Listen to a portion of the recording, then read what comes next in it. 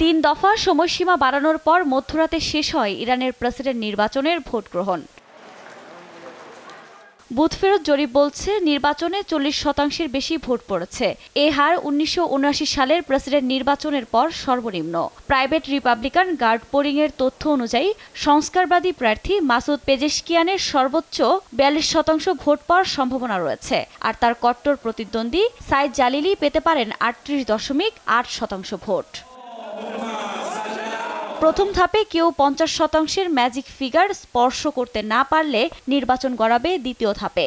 Run অফের vote হতে পারে 5 জুলাই। সর্বোচ্চ ভোট পাওয়া 2 প্রার্থী অংশ নেবেন রান অফের ভোটে, যাতে জয়ের সম্ভাবনা আছে মাসুদের। ইরানের নির্বাচনে প্রতিদ্বন্দ্বীদের মধ্যে মাসুদি একমাত্র সংস্কারবাদী। তার নিকটতম প্রতিদ্বন্দ্বী সাইদ জালিলি এবং মোহাম্মদ বাকের কালিবাফও ইসলামী রক্ষণশীল নেতা। বিশ্লেষকরা বলছেন ইরানের সর্বোচ্চ ধর্মীয় নেতা আয়াতুল্লাহ খামেনির ঘনিষ্ঠ কেউই এই নির্বাচনে জয় পাবেন। 2021 সালের নির্বাচনে জয়ী হয়ে প্রেসিডেন্ট হয়েছিলেন ইব্রাহিম রাইসি। 20 এপ্রিল হেলিকপ্টার দুর্ঘটনায় ইব্রাহিম রাইসির মৃত্যুর 50 দিনের মধ্যে নতুন নির্বাচন আয়োজন করল ইরান। অবশ্য ফল ঘোষণার আগে দেশজুড়ে বাড়ছে সহিংসতা। স্থানীয় সময় শুক্রবার রাতে বেলুচিস্তান প্রদেশের ব্যালট বক্স বহনকারী গাড়িতে হামলা চালায় বন্দুকধারীরা।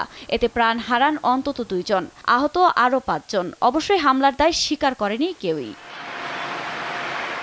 আফরিন মৌ, নিউজ ডেস্ক, দেশ টিভি।